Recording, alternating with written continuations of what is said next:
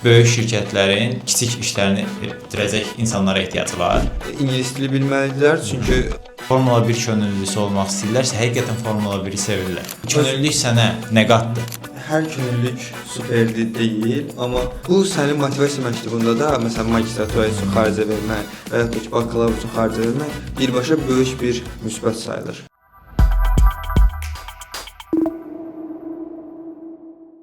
Salam Rəşad, necəsən? Salam, xoş gördük. Yaxşıyam, yaxşı olasınız. Səni tanımayanlar üçün özün qısa formada təqdim elə. Aha, mən Rəşad, Bakı Dövlət Universitetində oxuyuram, 3-cü kurs tələbəsiyəm. Hətta indi 4-cü kursa keçdim, riyaziyyat müəllimliyi ixtisasında təhsil alıram. Bu 4 ilimi bacardığım qədər inkişaf eləməyə yönümlü olaraq keçirməyə çalışmışam. Məsələn, idmanla məşğul olmuşam, müxtəlif könüllülük layihələri, müxtəlif başqa layihələr, təcrübə proqramlarında iştirak eləmişəm. Məsələn, könüllülükdən, beynəlxalqlardan Formula 1 2024, 25, UFC Baku, World Mini Football Cup, Steam, bir çox təcrübəm var bu könüllülük layihələrindən. Plus da ki, internshiplərdən də məsələn ESN kimi layihədən təcrübəm var. Bugünkü mövzumuzu bilirsən, bugün könüllülüklərdən danışacağıq və sən düşünürsən ki, könüllülüklər faydalıdır. Məsələn, əksini düşünürəm, vaxt itkisi olduğunu düşünürəm. Maraqlı debat olacaq. Məncə də maraqlı debat olacaq və başlayaq. Mənim belə bir fikrim var. Azərbaycanda könüllülük niyə var?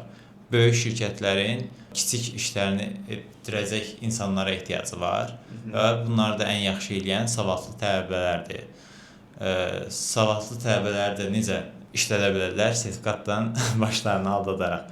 Yəni manipulyasiya edirlər ki, sənə sertifikat veririk, əla, sən könüllüsən, davay, getdin işə.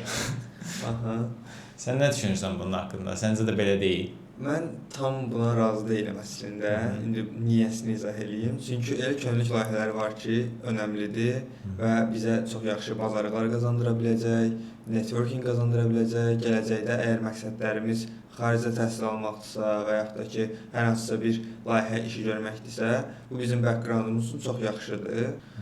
Yəni hər könüllülük superdi deyil, amma müxtəlif elə könüllülüklər var ki, mənə görə oralarda iştirak etmək bizim inkişafımıza birbaşa təsir eləyir.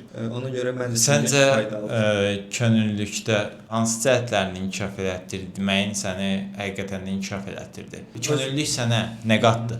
Özümdən nümunə göstərəcəm. Mən ilk könüllüyüm beynəlxalq könüllülük olub. Formula 1-in 2024-cü ilində könüllü olmuşam ilk dəfə və mən həmin prosesdə seçiləncəyə qədər bir çox mərhələlərdən keçdi könüllülər. Qeydiyyat, müsahibə, ümumi təlim, rol təlimi, məkan təlimi 5 dənə mərhələdən keçib seçilən könüllülər oldu və sonunda mən nə qazandım?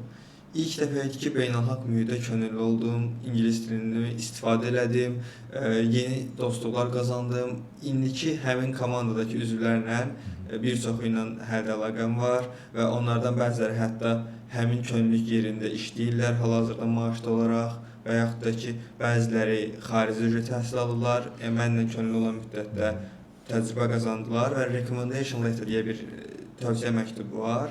Oradan tövsiyə məktubu aldılar, öz motivasiya məktublarında sosial aktivlərini qeyd etdilər və bu da onların seçilmələrinə böyük dəstək oldu. Niyə? Çünki Formula 1 beynəlxalq mühitdir.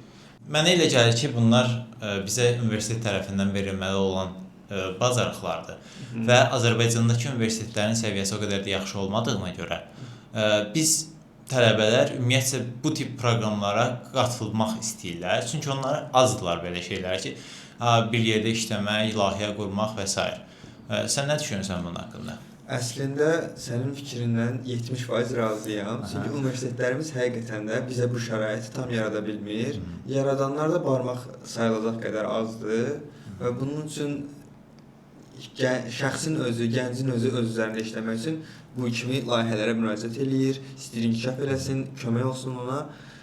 Amma xaricə də baxsaq, xaricə də hər zaman bu proses deyil, tam da şəffaf və düzgün getmir. Onlarda da xaricdə necədir? Məsələn, düzdür, sosial aktivlik qatan universitetlər xariclərdə bizimkindən nəzərən daha çoxdur. Amma belə deyim ki, məsələn, xaricdə də könüllülük layihələrinə böyük maraq var. Məsələn, UN Volunteers deyə bir beynəlxalq könüllülük var, unhabitantındır. BMT kimi bir çox yerdə də işləmə imkanı yaradır və könüllülük bir gənc üçün necə deyim, birinci başlanğıc olur və sonra bunu fürsətə çevirir. Sən onda xaricdəki könüllülükdən danışdınsa, onların mindsetindən də biraz mən danışıram. Onlar hər hansısa bir könüllülük proqramına qatılmaqda heç bir maraq gütmürlər ki, görən bu mənə network qatacaq, mənə nəsə qatacaq. Bizim Azərbaycanda bu tamamilə fərqlidir. Məsələn, mən düşünürəm ki, xaricdəki tələbələr Formula 1 könüllüsü olmaq istəyirlərsə, həqiqətən Formula 1-i sevirlər. Ona görə könüllülük edirlər. Bizdə isə məncə tamamilə fərqlidir. Sırf yəni özləri istəyir deyə belə bir şeylər olur. Düzdür əslində, yəni xaricdəkilər könüllüyə sırf həqiqətən könüllü olmaq istəyir deyən, yəni sözün özü var, könüllü. Bəli. Könüllü olmaq istəyir deyə müraciət edirlər, amma bizdəki ümumi olaraq mindset elədir. Biz hər hansı bir işə də müraciət eləyəndə və yaxud da hər hansısa bir karyeramız üçün nəsə bir şey eləyəndə düşünür ki, bu bizi gələcəkdə nə qazandıra bilər, nə vəd eləyə bilər, bu mənə nə qazandıracaq.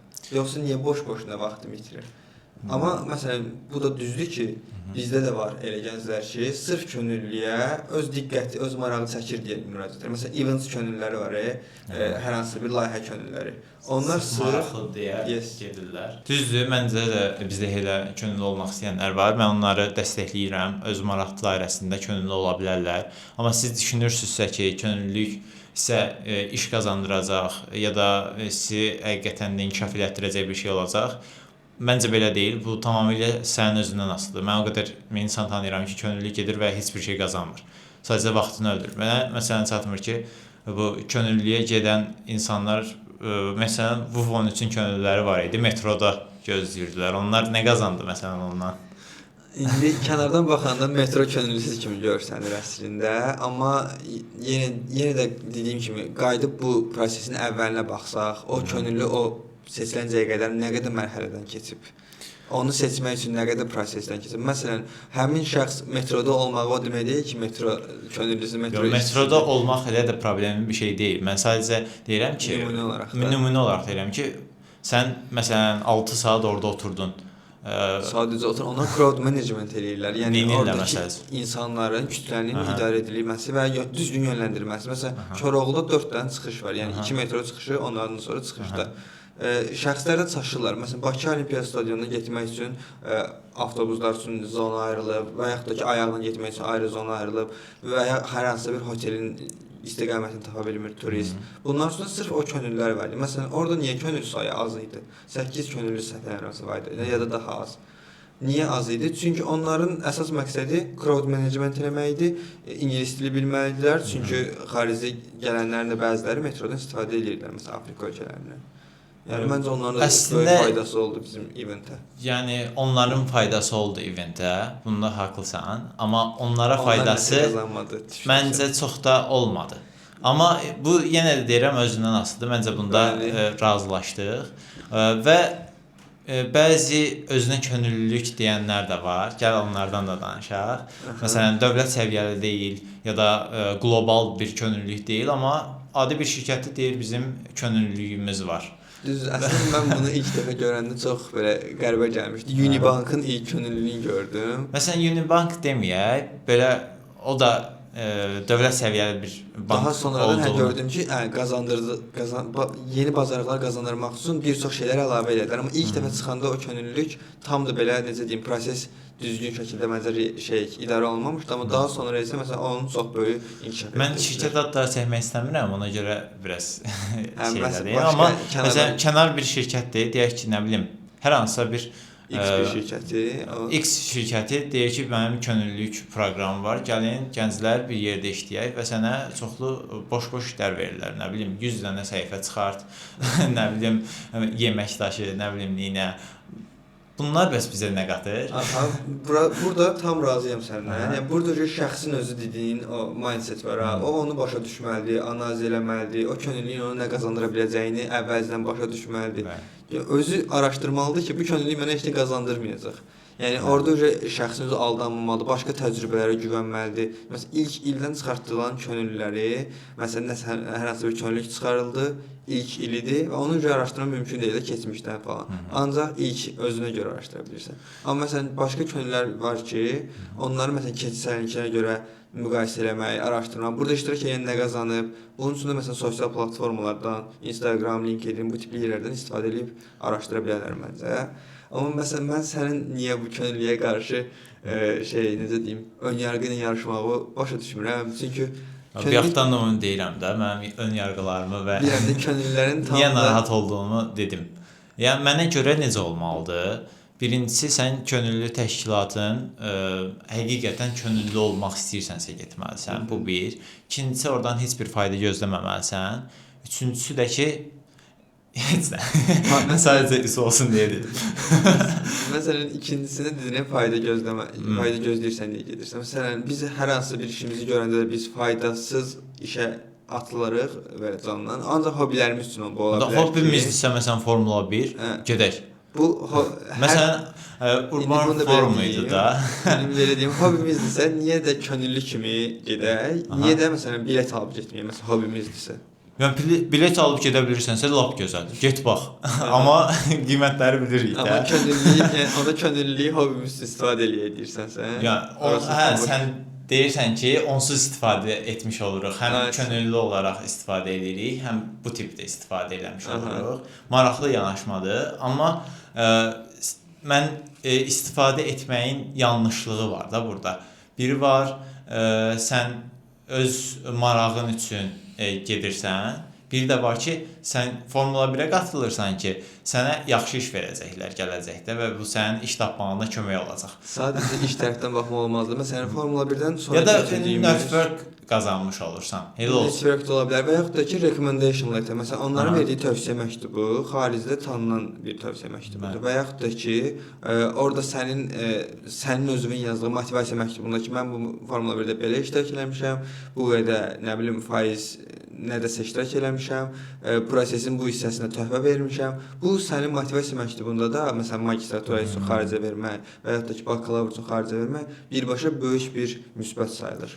Bəs sənə görə bir könüllüyə qatılırıqsa, qarşımıza hansı prioritetlər qoymalıyıq? Məsələn, mənə görə könüllüyə qatılırıqsa, ilk öncə onun bizə qata biləcəyi dəyərləri ölçməliyik. Məsələn, mən burada hansı bacarıqları qazana bilərəm və yaxud da ki, mən burada necə inkişaf edə bilərəm, mənə burada nə rollar verə bilərlər, bura qatılmış şəxslər buradan nələr qazanıb, bunlara birinci araşdırmaq lazımdır.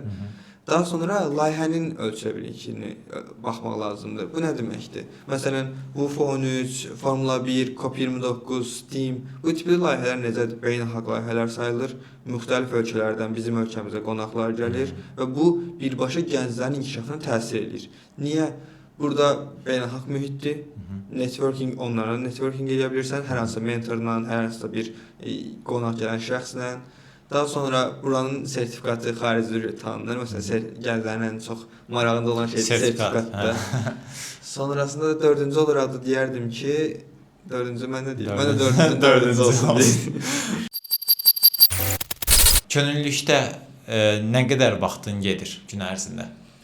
İndi bu könüllülükdən könüllüyə dəyişir. Məsələn, elə könüllülük var ki, sənin shiftin 8 saat olur, eləsi var 6 saat, eləsi var 5 saat. Mənim bir çox olduğum könüllülükdə ortalama 6 saat olur. Və bu 6 saatın təxminən 40 dəqiqəsini bizə yemək üçün və yaxud da break üçün bizə vaxt verirlər. Və bu müddəti necə deyim, mən elə könüllülük layihələrinə həmişə seçib qatılmışam ki, dəyərləndirə bilmişəm. Mənə hər zaman nəsə qatdığını düşünürəm. Bugünkü Rəşadın məsələn bu özgüvəni varsa, bu networkingi varsa, qarşısındakı çox adamı tanıyırsa, məsələn sənlə gəlib söhbət etməmişdən və hər zaman tanışdan danışa bilirəmsə, bu Rəşadın qazandığı müəyyən bir şeylərdir mənə görə. Yəni Rəşad, mən də heç bir könüllüyə qatılmadan Rəşaddan danışa bilirəm də. Mən düşünürəm ki, əgər sırf bu tip şeylərə marağınız varsa, həqiqətən də komanda ilə işləmək, beynəlxalq mühit görmək istəyirsinizsə, okeydir. Əladır, gedin iştirak eləyin. Məncə də çox yaxşı. Amma məsələn sırf deyək ki 6 saat sən vaxt ayırırsan, nə olar? 6 saat bu adam öz üzərində işləsə, öz layihələrinə yatırım eləsə necə olar? Çox qəşəng. Mən düşünmüşdüm söhbət elə bura gələcək. Çünki məsələn çox adam bunu da müqayisə edir. Mən könüllü oldum. Bu könüllülüyün yerinə məsələn təcrübə yox, başqa bir iş. Self study məsələn bir ingilis dili öyrənməliyəm və yaxud da ki, hər hansısa bir işimi görməliyəm, startap işimi görməliyəm, proqramlaşdırma öyrənməliyəm. Bunu eləyim yoxsa bunu eləyim. Bu şəxsin məqsədindən və hədəfindən tamamilə asılıdır. Məsələn, şəxsin məqsədi bu saniyə proqramlaşdırma öyrənmək birinci olaraqdırsa, o ona yönəlməlidir məsələn. Məncə də. Amma onun məqsədində proqramlaşdırma məsələn magistratura olaraq xaricdə öyrənmək, davam etdirmək istəyirsə və onun backgroundunda heç bir sosial aktivlik yoxdursa, o təqaüdə düşə bilməyəcək və yaxud da seçilə bilməyəcək. Niyə? Məsələn, xarici proqramlarda bu dediyim kimi könüllülüklər üstün tutulur. Onun üçün məqsədi ilk proqramlaşdırmanı dərinləşdirmək yox, biliklərini. Könüllüyə gedib heç olmasa bir sertifikat almaq, oradan nəsə bir bacarıqlar qazanmaq və onu ora tətbiq etməkdir. Və bayaqki söhbətimizdəki o universitetlər. Məsələn, hər universitet sənin dediyin kimi bizə bu bacarıqları qata bilmir. Necə yəni team working, leadership, yüksək bacarıqları, analitik düşüncə və s. Məsələn, ADA-da sən bu fürsətləri bəzən görürsən. Hə, indi. ADA-da oxuduğumu demiş oldum. ADA-da bunları görürsən. Amma məsələn, elə adam var ki, məsələn, Bakı dövlətdə görmür, Sumqayıt Dövlət Universiteti görmür. Buna görə məncə şəxsin özündən sonra o qərarı verməlidir. Hansı sənin üçün daha vacibdir, hansı sənin üçün daha önəmlidir, ona görə proses davam etdirir. Onda məsələ bura gəldi ki, biz birinci hansı yöndə getdiyimizi bilməliyik, ixtisasımızı düzgün seçməliyik. Buna görə də nə var? 2x Akademi.az saytı var. Oradan bütün ixtisasların təcrübələrinə baxa bilərsiniz gənclər. Və biz hər ikimiz buna qərarlaşdıq ki, ixtisas düzgün seçilməlidir. Və səncə ixtisas necə düzgün seçilsin ki, məsələn biz tələbəlik vaxtında deyil də daha tez yaşda bilək ki, biz bu istiqamətə gedəcəyik və planımızı ona uyğun quraq. Bu çox vacib məqamlardan biridir. Çünki çox zaman bizim gənclərə məktəbi bitirdikdən sonra boşluğa düşürlər. Bilmirlər ki, universitet illərində nə edəcəklər, universitet prosesi necə olacaq, hansı ixtisas onlar üçün önəmlidir, hansı ixtisas ona dəyər qata bilər. Bunu kəşf eləməmiş gənclərimiz var. Və məsələn valideyn təsiri ilə və yaxud da ki, ətraf mühitin təsiri ilə müxtəlif ixtisaslara gedir. Burada da əsas məqsəd yenə şəxsin özünə düşür. Bitirdin universiteti, sən araşdırmalısan. Hətta mən deyərdim ki, universitet yox, məncə məktəbi. Məktəbi bitirdin, sən araşdırmalısan. Yox, məktəbi bitirməmişdən də əvvəl. Sən bu abituriyent vaxtı hazırlaşırdın. Orada da sən hədəfi onsuz qoymusan, müəyyən bir qrup seçmisən, o qrupa yönəlirsən. Və orada sən ixtisaslar seçməlisən. Beynində hədəflərin olmalıdır ki, mən bunu istəyirəm və bunlara görə özümü inkişaf elətdirməliyəm, bu bacarıqları qazana bilərəm. Niyə? Çünki elə bir hədəfsiz şəkildə getsək, fənərsiz yolda gedirik, kör-körənə, yolumuzu bilmirik, nə yol gəldi gedəcəyik, sonunda yəqin ki, azacağıq. 100%. Elə olacaq. Ona görə də bu şəxslərin təcrübələrindən istifadə etmək lazımdır. Təəssüflər ki, biraz təhsil sistemimizdə elədir ki, 17 yaşın oldu, artıq qərar verməlisən ki, hara getməlisən. Amma ona görə biz tövsiyə edirik ki, abituriyent illəri sayılan bu 9, 10, 11-ci siniflərdə tam olaraq buna fokuslanın, müxtəlif layihələrə qoşula bilərsiniz, sırf özünüzü tapmaq üçün ki, mən nəyi xoşlayıram və s. Müxtəlif, yəni YouTube-dan da araşdıra bilərsiniz. Məsələn, bu videoya baxırsınızsa, artıq məncə bir qərar vermisiniz. Özünüzü inkişaf elətdirmək istəyirsiniz və son olaraq səndən onu öyrənmək istəyirəm ki, bu gənclərə nə məsləhət görərdin ki, onlar da karyeralarını 2x sürətlə inkişaf elətdirsinlər. Gənclərə məsləhət görərdim ki, bütün zamanlarını bacardıqları qədər dəyərli keçirsinlər. Yəni burada dəyərli özlərinə görə də dəyərli ola bilər və yaxud da ki, işlərinə görə də. Yəni hər müddətin özünün bir, necə deyim, qızıl dəyəri də, özünün dəyəri var. Və vaxtlarını ən əsas düzgün idarə etməlidirlər. Vaxtlarını düzgün idarə eləsələr, bütün planları da düzgün olar. Necə deyim, hədəfləri daha yaxşı sürətlə çatar, 2x sürətlə çatarlar hədəflərinə də. Yəni vaxtlarını düzgün idarə eləsinlər, vaxtlarını düzgün idarə eləməsi üçün planlı olsunlar, müəyyən hədəflər qoysunlar və hədəflərinə çatmaq üçün əllərindən gələnin ən yaxşısını etməyə çalışsınlar. Uğurlar. Rəşad, sənə də, bu videoya baxanlara da.